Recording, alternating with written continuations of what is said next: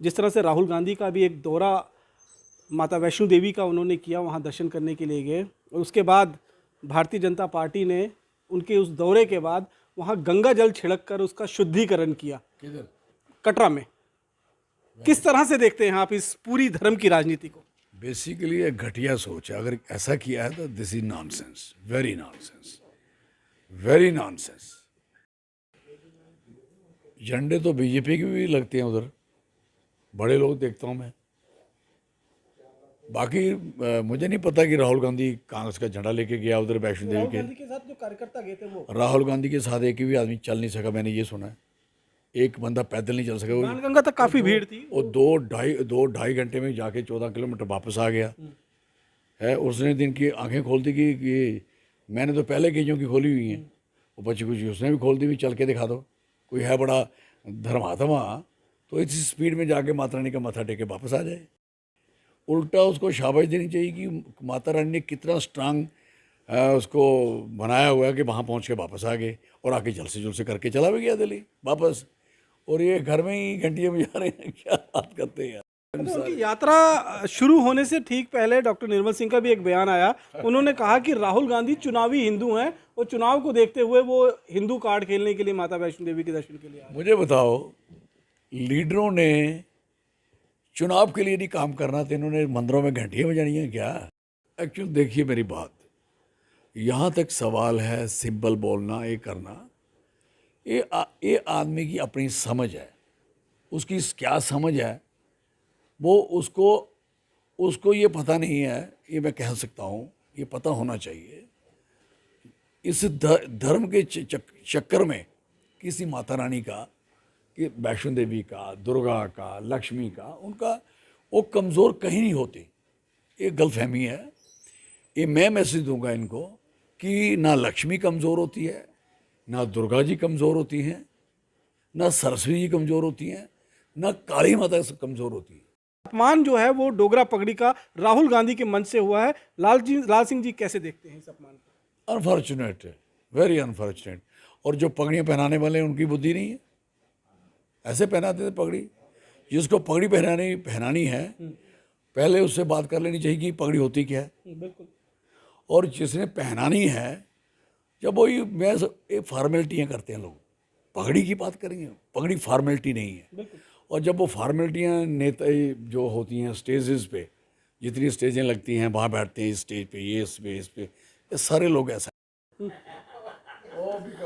नमस्कार, आप जुड़ चुके हैं जम्मू लद्दाख विजन के साथ, और इस तस्वीर को देखकर आपकी नई पुरानी यादें कुछ ना कुछ ताज़ा हुई होंगी। और आज जम्मू कश्मीर में इलेक्शन से पहले जो राजनीति शुरू हुई है, उस राजनीति पर बातचीत करने के लिए डोगरा स्वाभिमान पार्टी के चेयरमैन कर्ता धर्ता चौधरी लाल सिंह जी हमारे साथ मौजूद हैं। चौधरी साहब, बहुत बहुत स्वागत है जम्मू लद्दाख विजन में आपका। सबसे पहले धन्यवाद, चौधरी शुक्रिया। साहब, इलेक्शन की तैयारियां चल रही हैं, लेकिन इन तैयारियों से पहले जो राजनीति की शुरुआत हुई है, जो मंदिर और धर्म की राजनीति की शुरुआत जम्मू कश्मीर में हुई है, जिस तरह से राहुल गांधी का भी एक दौरा माता वैष्णो देवी का उन्होंने किया, वहाँ दर्शन करने के लिए गए, और उसके बाद भारतीय जनता पार्टी ने उनके उस दौरे के बाद वहाँ गंगा जल छिड़क कर उसका शुद्धिकरण किया। किधर? कटरा में। किस तरह से देखते हैं आप इस पूरी धर्म की राजनीति को? बेसिकली एक घटिया सोच है। अगर ऐसा किया है तो this is nonsense, very nonsense, very nonsense. देखो, आप कैसे कर सकते हो, वो कुर्सियों पे क्यों बैठे हो जो हिंदुस्तान की कुर्सियाँ 35-40 ईयर्स इन लोगों के पास रही हैं, तो इसका मतलब तो उनमें कहाँ कहाँ छिड़कोगे आप? ऐसे थोड़ी होता है। मैं इस बात के लिए कन्विंस ही नहीं हूँ। और जिन्होंने भी ऐसा किया है वो एक नंबर के बेवकूफ़ हैं। उनको ऐसी बेवकूफ़ियाँ नहीं करनी चाहिए। आदमी को अपना काम करके आगे बढ़ना चाहिए, ना कि बकवास बातें करके, फजूल की बातें करके। वैष्णो देवी माता रानी जो हमारी हैं, हमारा प्राउड है कि जम्मू में है, और सारी दुनिया यहाँ इसके आती है, दर्शन करती है, और साथ में अपनी उम्मीदें, हर बंदा उसके आगे माथा टेकता है। मैं तो साल में 1-2 बार मैं भी जाता हूँ, मैं पूरा माथा रगड़ता हूँ। मैं कहता हूँ माता रानी ताकत दे, शक्ति दे, मैं इन लोगों का मुकाबला करूँ और लोगों को सुख देख पाऊँ। तो वो तो हमारी आस्था की जगह है, हमारा भरोसा है। और मैं आपको एक बात तो सुनाता हूँ, मैं इलेक्शन लड़ रहा था मेंबर पार्लियामेंट का, तो पहले मेरी टिकट में बड़ा पंगा हुआ। इस 14 से पहले जो पहली बारी 9 में पंगा हुआ, उस समय मेरी टिकट में बड़ी रुकावट आने की बात हुई। फिर मुझे टिकट मिल गई। फिर मैं वहाँ माता रानी की मेरी आदत है, मैं वहाँ गया, मत्था टेका और वहाँ से काम शुरू कर दिया। उसके बाद कैंपेन शुरू की थी। जिस दिन लास्ट डे था तो यूं ही मेरा जहाज उड़ा तो नीचे देखा था माता रानी का मंदिर सामने, क्योंकि मैं माता रानी के पीछे वाले एरिया में, भमाग एरिया में जलसे कर रहा था। जहाज जब उड़ता है तो मेरे साथ शायद फ़ारूकुद्दौला साहब और क्या है उन हमारे चौहान साहब जो चीफ मिनिस्टर भी रहे, इंचार्ज थे जम्मू कश्मीर के, यू नो बेटर। तो मैंने उनको कहा, देखिए मैं तो शोर शाट जीतने वाला हूँ, लिख लो आज, चाय में बैठे हैं तीनों ही। कैसे? मैं कि मैं यहाँ से मत्था टेक के गया था और लास्ट में उड़ा तो ये मेरी माता रानी के सामने है। मैं शोर शाट जीतूंगा, मैं चाहे 10,000 वोट से जीतूंगा, 15 से जीतूंगा, मैं जीतूंगा। और ऐसा ही हुआ। तो फिर वो भी बात करते थे सारे, यार क्या बात है, कितना विश्वास, कितना कॉन्फिडेंस माता रानी पे। तो कोई अपना विश्वास और आस्था लेके आता है तो आप कौन हो भाई दिवे? कोई भी आदमी कौन है?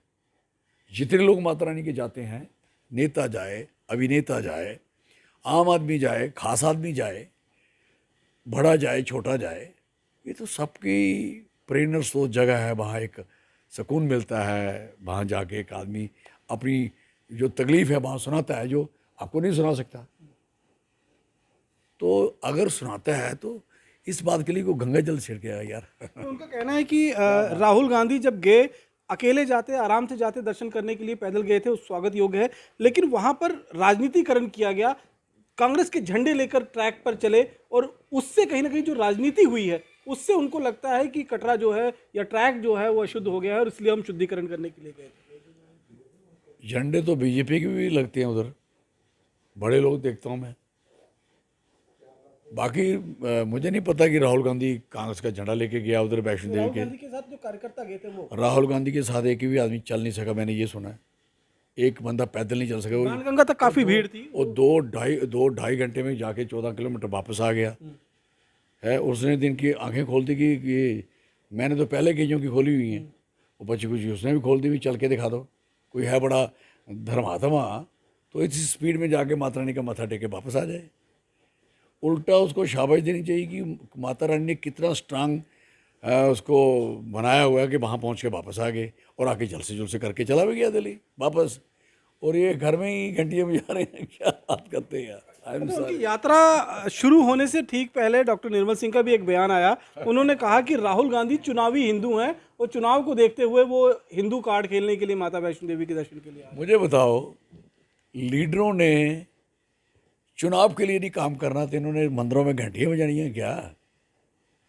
मुझे बताओ, लीडरों का काम क्या है, नेता का? मैं चौधरी लाल से मीटिंग करता हूँ अपने लोगों से, तो मैं मुझे कोई कहेगा चुनावी बात कर रहा, हाँ कर रहा हूँ, ठोके कर रहा हूँ। और सुनाओ, आपको चुनाव की बात नहीं करने आती तो आप ना करो ना। इसलिए एक ही बंदा आपको देश में जिताता, नहीं तो आपकी औकात क्या है पक्कियों की? है क्या भाई दिवे? इनकी हिम्मत क्या है कि ये लोग एक पंच बन के दिखा दें? ये सारा खेल पीछे से खेला जा रहा है जिससे ये जीते। आज एक दूसरे को क्रिटिसाइज करना। बाकी रही बात, सरकार अपने काम में विफल है, उसको कामयाब करो भाई साहब। माता रानी का वहाँ फ़ोटो, जहाँ पे महाराजा रणवीर सिंह साहब का फ़ोटो था, उन्हें आपको दिखाई दिया, क्यों नहीं लगवाते? अब तो आपका राज है, वहाँ फ़ोटो लगा होता था। माता रानी के दरबार में जो फ़ोटो इसलिए लगा था कि जब वो बारीदार हैं, बारीदारों से भी इन्होंने धोखा किया है। बारीदारों को कहा कि आप भाई साहब हमारी सरकार बनने दो, आपको ये देंगे वो देंगे, सब कुछ बन गया, बारीदार वहीं के वहीं रहे। और जो मैं रणवीर सिंह महाराज की फ़ोटो की बात करता हूँ, वो इसलिए है कि आपने देखा होगा एक गाना आता है, जुग जुग जिए साड़ा जम्मू दा राजा। वो कौन है? वो ना महाराजा गुलाब सिंह है, ना महाराजा हरि सिंह साहब है। वो महाराजा रणवीर सिंह साहब है जिन्होंने वहाँ जोत 12 महीने जलाने के लिए अपने खजाने की उनको ताकत दी थी और वो 12 महीने जलता रहा है। तो इसलिए कहने का उसका फोटो क्यों उठाया, आज क्यों नहीं लगा? जिस दिन माता रानी का फोटो वैष्णो देवी जी का, हमारी जो 3 देवियाँ हैं, काली माता, वैष्णो माता, सरस्वती माता, जो 3 हैं, यहाँ एयरपोर्ट में फ़ोटो उठा लिया, आपको पता है उठा लिया था। तो मैं आया एक दिन तो मैं देखा यार माता रानी की तस्वीर दी यहाँ कहाँ गई। बुलाया मैंने सबको, जो एयरपोर्ट अथॉरिटी के जो लोग हैं, मैंने कहा सुनो मैं वहाँ जा रहा हूँ, मेरे आते तक यहाँ तस्वीर नहीं लगी ना तो फिर आपके मैं दिखाता हूँ आपका एयरपोर्ट चलता कैसे है। लगवाई मैंने। 2015 के बाद के इलेक्शन के बाद की बात। ये बात शायद मैं मेंबर पार्लियामेंट ही था, इधर से ये बात हट चुकी थी। तो वो कांग्रेस का टाइम हुआ ना। यार किसी का टाइम हो, किसी का टाइम हो, ऑब्जेक्शन मैंने किया, इन्होंने क्यों नहीं किया? अपोजिशन के लोग थे, इन्होंने क्या किया? तो आप क्या मानते हैं, राहुल गांधी चुनावी हिंदू हैं या फिर वो एक आस्था को लेकर वैष्णो देवी जी की यात्रा पर गए? मैं कहता हूँ कि उसको चुनावी भी बनना चाहिए और सारा कुछ बनना चाहिए। अपने चुनाव की अगर उसके लिए मत्था टेकने आए हैं कि माता रानी हमारा आशीर्वाद दे, तो अपनी पार्टी के लिए आया तो ठीक है, वो तो माता रानी सोचना कि आशीर्वाद देना देना, बाकी क्यों सड़ रहे हैं। अब जिस मुझे कोई चिंता नहीं है वो इनके ए कहने से, किसी के बी कहने से। मेरी राहुल अपनी गांधी की अगर पर्टिकुलर हम बात करें तो जिस तरह की राजनीति और जिस तरह का विपक्ष का काम जो इस समय देख रहे हैं, अपने आप को वो प्रपोज कर रहे हैं भावी प्रधानमंत्री के रूप में, आपको लगता है कि इतनी परिपक्वता उनके अंदर आ गई है कि वो प्रधानमंत्री की कुर्सी को संभाल सकते हैं? देखो, कोई भी कुर्सी जो है वो एक व्यक्ति नहीं संभालता, जेड़ा मर्जी हो, मर्जी आदमी हो, कोई भी आदमी हो, कुर्सी उसकी उसके साथ लगे लोग होते हैं, साथी होते हैं। और एक इतना बड़ा देश का इंफ्रास्ट्रक्चर है, चाहे ह्यूमन रिसोर्स है, दूसरा है, सब लोग उस प्राइम मिनिस्टर की कुर्सी को चलाते हैं। ये कोई सोचे कि एक प्राइम मिनिस्टर एक बंदा चला रहा होता है, कई बार गलत चल जाती है तो वो उसको पता नहीं होता है। अब जैसे आज गलत चल रही है ना, अब देखिए जिस तरीके से लोगों पे टैक्सेस, जिस तरीके लोगों की हालत, डेवलपमेंट का तैश नैश, और जीडीपी 0 पर चलेगी आपकी। आपका कहने का मतलब है कि ये जो अभी गलत हो रहा है उसके लिए मोदी जी जिम्मेवार नहीं है, वो संगठन जिम्मेवार है, वो टीम जिम्मेवार है जो प्रधानमंत्री कार्यालय को चला रही है। बिल्कुल, सारी टीम और उनके साथ वो एक मिला जुला होता है, सबका आपस में तालमेल होता है। तो इसलिए आप कहोगे कि कोई आदमी prime minister, Rahul Gandhi prime minister बनने के लिए ख्वाहिश कर रहा है तो बनने के काबिल है। उसकी मुझे बताओ कौन सी चीज़ उसके पास नहीं है जो किसी और प्राइम मिनिस्टर के पास है। क्वालिफिकेशन ज़्यादा हो सकती है उसके पास, बाकियों से मैं सोच सकता हूँ। बाकी जितने जो आदमी मुझे बताए, मुझे दे दो प्राइम मिनिस्टर की पोस्ट, मैं चला देता हूँ आपको। ऐसे नहीं होता ये तरीकाकार ढंग। आप किसी बंदे को आप अपने मीडिया को मिसयूज़ करके आपका नाम उल्ट का पुल्ट डाल दूं और मीडिया उसको प्रदर्शित करे तो सोचेगा कि आदमी नहीं महाराज, ये जो आदमी काबिल नहीं है। क्यों भाई दी वे, क्यों? ये सवाल चौधरी साहब मैंने इसलिए आपसे, फ्यूल की चीज़ें हैं। ये सवाल इसलिए मैंने पूछा था कि वैष्णो देवी जी की यात्रा के बाद जब वो दूसरे दिन जब जम्मू में रैली की उन्होंने, तो रैली में कई सारी जो उन्होंने जो भाषण दिए हैं, उनके वक्तव्य में कई सारी ऐसी चीज़ें जो जम्मू के लोग पचा नहीं पा रहे हैं। वो क्या है? माता रानी की पिंडियाँ, जो 3 पिंडियाँ हैं, उनको सिंबल कहकर पुकारना, जिस तरह से जीएसटी की तुलना लक्ष्मी माता से करना, और बाकी सारी चीज़ें जो देखा गया हमने, वो कहीं ना कहीं लोग पचा नहीं पा रहे हैं उन चीज़ों को। एक्चुअली देखिए मेरी बात, यहाँ तक सवाल है सिंबल बोलना, ये करना, ये आदमी की अपनी समझ है। उसकी क्या समझ है वो उसको ये पता नहीं है, ये मैं कह सकता हूँ, ये पता होना चाहिए। इस धर्म के चक्कर में किसी माता रानी का, कि वैष्णो देवी का, दुर्गा का, लक्ष्मी का, उनका वो कमज़ोर कहीं नहीं होते। ये गलतफहमी है। ये मैं मैसेज दूंगा इनको कि ना लक्ष्मी कमज़ोर होती है, ना दुर्गा जी कमज़ोर होती हैं, ना सरस्वती जी कमज़ोर होती हैं, ना काली माता से कमज़ोर होती है। कब हम सारे कमज़ोर हो सकते हैं, चाहे बड़े नेता हैं, छोटे नेता हैं। हम अपनी कमज़ोरियों को स्ट्रांग करने के लिए माता रानी के पास जाते हैं कि हमें शक्ति दो, हमें ताकत दो, हमें पैसा दो, हमें शोहरत दो, हमें स्ट्रांग करो और हमारे दुश्मनों को तहस-नहस करो। हम उनके आगे अपनी डिमांड रखने जाते हैं। वो ये नहीं हो सकता कि हम ये कहेंगे कि वो कमज़ोर हुए। लेकिन तो उसी देवी के दर्शन करने के बाद जब वो भाषण देने आए तो उनको कमजोर बताया वो गलतों को वो थोड़ी कमज़ोर है, क्या बात हो। कि नॉलेज नहीं थी उनको इस बारे वो में। कमज़ोर हो सी वो तो उनसे पूछा जाएगा आपको। आपको क्या लगता है? कभी मुझे मिल गए तो मैं इनको जरूर पूछूंगा भी ये कौन आदमी है जो ये बातें समझा रहा था आपको। अच्छा, हमने चौधरी लाल सिंह जी को देखा है कि डोगरा पगड़ी कई बार वो पहनकर और जलसों में निकलते हैं तो बड़े स्वाभिमान के साथ, और डोगरा पगड़ी स्वाभिमान का प्रतीक भी है डुग्गर प्रदेश के लोगों के लिए, सभी लोगों के लिए। पगड़ी आपके लिए उतनी इंपॉर्टेंट है बिल्कुल। जितनी चौधरी साहब के लिए। लेकिन राहुल गांधी के मंच पर उसी पगड़ी का अपमान हुआ है।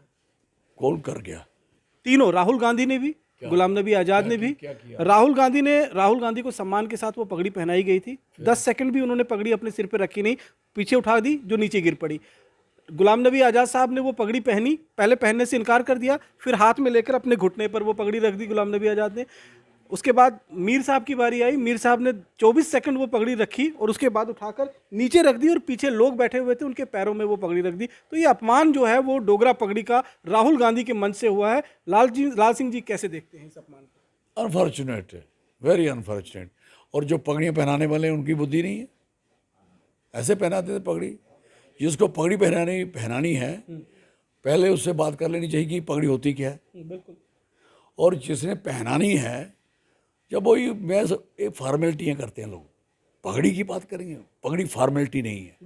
और जब वो फॉर्मेलिटियाँ नेता जो होती हैं स्टेजेस पे, जितनी स्टेजें लगती हैं वहाँ बैठते हैं, इस स्टेज पे, इस पे ये सारे लोग ऐसा करते हैं। और ये जो देखिए, अगर पहनाई गई थी वो पगड़ी, डोगरा पगड़ी पहनाई गई थी, एक सम्मान दिया गया था उनको, तो उसका आदर तो करना चाहिए था ना उनको। तो इसलिए डोगरों को समझना चाहिए कि आपकी पगड़ी कौन संभाल के रखता है। अगर चौधरी लाल सिंह संभाल के रखता, मेरे पास जुड़ जाने डोगरे, पगड़ी भी इज्जत में रहेगी, डोगरे भी इज्जत में रहेंगे। साथ में ये भी जानना चाहूँगा कि बीजेपी लगातार, हम बात करें तो महाराजा हरि सिंह का बड़ा गुणगान गाते हैं और गुणगान गाना भी चाहिए, लेकिन क्या बात करते हैं, कौन कहता है कि गुणगान गाते हैं? कैसे? उन्होंने एक छुट्टी नहीं दी। बिल्कुल दी। मैं वही आप जानना चाहता लिख था। के ले लो, लिख के ले लो, जम्मू वालों सुन लो, ये कभी भी ये लोग आपको महाराजा हरि सिंह साहब की छुट्टी नहीं देंगे। मतलब अगर आपकी राजनीति की बात करें, अभी जैसे इलेक्शंस की सुगबुगाहट शुरू हो गई है राज्य के अंदर, आप भी इलेक्शन की तैयारी में जुटे हुए हैं, बाकी पार्टियां भी जुटी हुई हैं, लेकिन आपका फोकस कहीं ना कहीं अभी कठुआ ही नज़र आ रहा है। और जबकि भारतीय जनता पार्टी पूरे प्रदेश में जिस तरह से वो फोकस कर रही है, आपको लगता है कि उनके साथ कम्पिटिट करना इस लिहाजे में आसान होगा? बड़ा मुश्किल है, लेकिन मुश्किल को आसान करना ही काम है ना। मुश्किल है, लेकिन जो मैं कह रहा हूँ वो तो नहीं कह रहे। मैं जम्मू अलग स्टेट की बात करता हूँ, किसके लिए करता हूँ?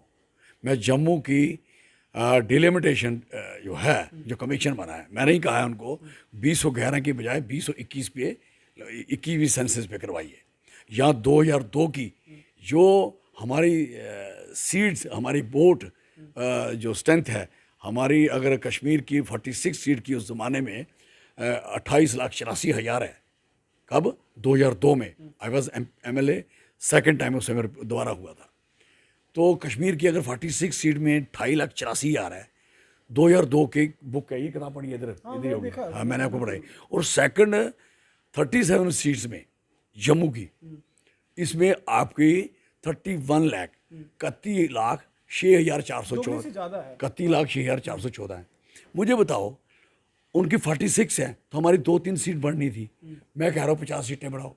मुझे बताओ, मैं पूरे जम्मू की बात मैं कर रहा हूँ या ये कर रहे हैं? लेकिन आप वो बातें कर रहे हैं जो अभी हाल में पूरा होती हुई दिखाई नहीं दे रही है सर। कोई बात नहीं यार, किसको पता था कि ये देश आज़ाद होना? अंग्रेज आ गए हैं तो लड़ते नहीं लोग। 1857 में भी लड़े, मर के उनके नाम रोज रेडियो स्टेशन में रोज उनके गाने गाते हैं। आप जम्मू को आज़ाद करने की लड़ाई लड़ेंगे? जम्मू की सेपरेट स्टेट की आने बात। वाले इलेक्शन में कितने उम्मीदवार उतारेंगे आप मैदान में? हम जम्मू में हैं, जम्मू की सीट लड़ेंगे, सारे लड़ाएंगे जम्मू पे। जम्मू की जितनी भी सीटें डिलिमिटेशन के बाद बनेंगी उन सारी सीटों पर, जम्मू प्रोविंस की, जम्मू प्रोविंस की, प्रोविंस, पूरे प्रोविंस में। यस, साहब ला लो, वादा के तेरे पागलशी है, कोशिश, ट्राई, मेहनत, आगे लोगों की मर्जी कि अपना राज चाहते हो, अदरवाइज आपको तो कुछ मिलना ही नहीं है। यही देगा, इस पे आशीर्वाद, बुजुर्ग, बच्चे, माएँ सारे जुड़ जाएं तो तकदीर बदलेगी, प्रॉस्पेरस लाइफ होगी। आपने कोविड 2 का जो टाइम देखा उसमें जिस तरह से ऑक्सीजन की कमी हुई और ऑक्सीजन की कमी के बाद जो प्लांट इंस्टॉल किए गए हैं, अभी एक रिपोर्ट हाल ही में आई है जिसमें कहा गया है कि जितने भी प्लांट्स जम्मू कश्मीर के अंदर ऑक्सीजन लगाए गए हैं, ऑक्सीजन जनरेशन प्लांट, उसमें कश्मीर डिवीज़न में जो प्लांट लगे हैं वो तो सारे ठीक है, लेकिन जम्मू डिवीज़न में जो प्लांट लगे हैं वो सब कहीं ना कहीं सब मटेरियल इस्तेमाल हुआ है उसमें, और बहुत बिलो कास्ट जो है उन चीज़ों का इस्तेमाल जिस तरह से है। जब आप अपनी चॉइस के ठेकेदार, जैसे देश में अडानी और दूसरे दो बंदे, इस तरीके से जहाँ भी बंदे ढूंढ के लाओगे और मटेरियल आधा ही बीच में, मटेरियल स्ट्रेंथनिंग कहाँ लगता है? कमेटी तो एक ही थी ना जो कश्मीर और जम्मू में कर रही थी, तो जम्मू में सब स्टैंडर्ड गैस प्लांट का इस्तेमाल और कश्मीर में इनमें दम ही नहीं है कि कश्मीर में कोई गलत काम करने का। इनमें पूरा दम है जम्मू की तबाही करने का। अब इसकी जांच की भी जो है वो इनिशिएट किया गया है। हाँ, बन रही कमेटी, सुन रहा हूँ। मुझे बताओ, आपको मैं पूछना चाहता हूँ, डोडा, रामबन, प्लीज़, आपका सांबा, आप कठुआ, कितने लगाने हैं आपको गैस बनाने के लिए? कितनी चाहिए क्या ऑक्सीजन आपको? ये चीज़ें, मतलब कोरोना ही रहना है, आप इधर सा ही रुका रहना हमारे लोगों का, है ना? अगर हमारा सांस रुका ही रहेगा तो ये प्लांट, मुझे बताओ, इतने प्लांट की जो आपको ज़रूरत कैसे पड़ गई है?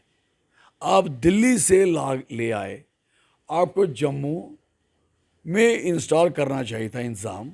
एक ही बढ़िया प्लांट बनाना, कश्मीर में एक बनाते, दो बनाते, पैसे करते। आपने घर घर मोहल्ले मोहल्ले में ऑक्सीजन पैदा करनी है, हैं? तो आपको लगता है इसमें भी खेला हुआ है क्या? मुझे बताओ यार, मुझे बताओ, what is the mean of this कि आपको हर हॉस्पिटल में प्लांट लगाने होते हैं इतने बड़े? वो ऑक्सीजन की ज़रूरत कितनी होती है भाई दी? आप कभी भी जाओ, हमारे सारे हॉस्पिटल में जाओ, कितने सिलेंडर लगते हैं? कितने लगते हैं? और सारी गैस वैसे भी ट्रक से बाहर से आती है। यहाँ का डिस्टेंस ज़्यादा है या दिल्ली का ज़्यादा है? चाहे दिल्ली से पीछे जहाँ से आ रहा है, आपको कितने प्लांट लगाने की जरूरत थी? What the mean of that?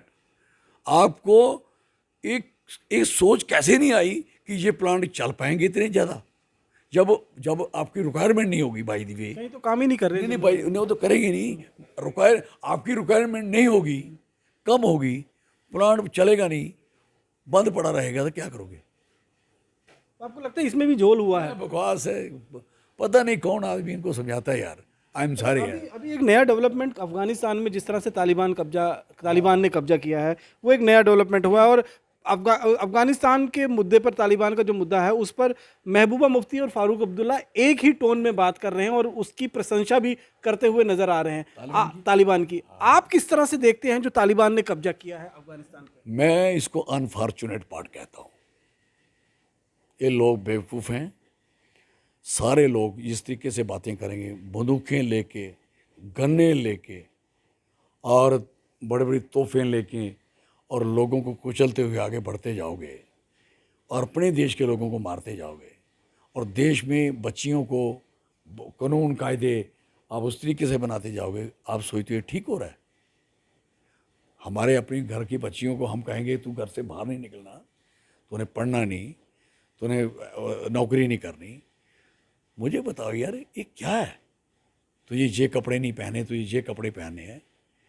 फिर इस टाइम कहता हूँ, अफगानिस्तान की आप बात करोगे तो मुझे बताओ, एक आप कह सकते हो जिन लोगों पे इनाम रखा था अमेरिका ने, दुनिया ने, वो तो वहाँ के होम मिनिस्टर भी बन गए। मैं वही कह रहा हूँ, मुल्ला उमर आता है यार। और वहाँ के एजुकेशन मिनिस्टर AK-47 के साथ, वहाँ के हेल्थ मिनिस्टर मशीन गन के साथ बैठे हुए हैं। किस तरह की कैबिनेट ये बनी है? और सुनो, हमारे देश में भी किसी की हिम्मत नहीं पड़ी कि बात करें, हम पड़ोसी हैं, इसका सबसे बुरा असर हम पे पड़ेगा। क्या बातें करते हो आप लोग? आपको पड़ोस देखना चाहिए। इस तरीके का तो लगता है कि इसका असर जम्मू कश्मीर में आतंकवाद की बढ़ोतरी में मुझे बताओ, एक बात तो समझ आ गई कि बंदूक और गोली और तोहफों से अगर इकट्ठी की जाए तो सरकार बना सकते हैं। बात तो आ गई ना, आ गई ना। तो जो लोग वोट नहीं ले रहे, जो यहाँ मिलिटेंसी उग्रवाद, आप देखिए वहाँ वोट कहाँ पड़ते हैं, 28 लाख के तो 8 लाख ही पड़ते हैं ना। मुझे बताओ इन लोगों में क्या मैसेज आ रहा है, उन लोगों में क्या मैसेज आ रहा है जो लोग एक इस तरीके से बात करते हैं जिसे ये उग्रवाद कहते हैं, जिसे सरकार मिलिटेंसी कहती है। आप मुझे बताओ इससे क्या मैसेज देने चाहते हैं? आपको अपनी सरहदें और अपने आप को बिल्कुल स्ट्रांग कर लेना चाहिए। मैं आपको कहता हूँ, संभल जाओ। खतरे की घंटी है भारत के लिए। मैं कह रहा हूँ बिल्कुल, इन्होंने प्लान इस तरीके से हुआ है, ये अच्छा नहीं हुआ। और अमेरिका भी इनका साथ दे रही है। मुझे अफगानिस्तान वालों पे मुझे तरस आ रहा है, लोगों पे बड़ा तरस आ रहा है। आई एम सॉरी, आखिरी सवाल मैं कुछ कर नहीं सकता, नहीं अगर मैं कुछ कर सकता तो मैं कर देता। मैं सिर्फ लोगों को कहूँगा कि आप यूनाइट हो जाओ, अपना ख्याल रखो, सेहत का भी और सियासी भी अपने आप को मजबूत करो। हमें कोई भी इस्तेमाल कर ले, इस तरीके से नहीं होना चाहिए। We must unite, we must fight. अपने अधिकारों के लिए खड़े होना चाहिए सबको।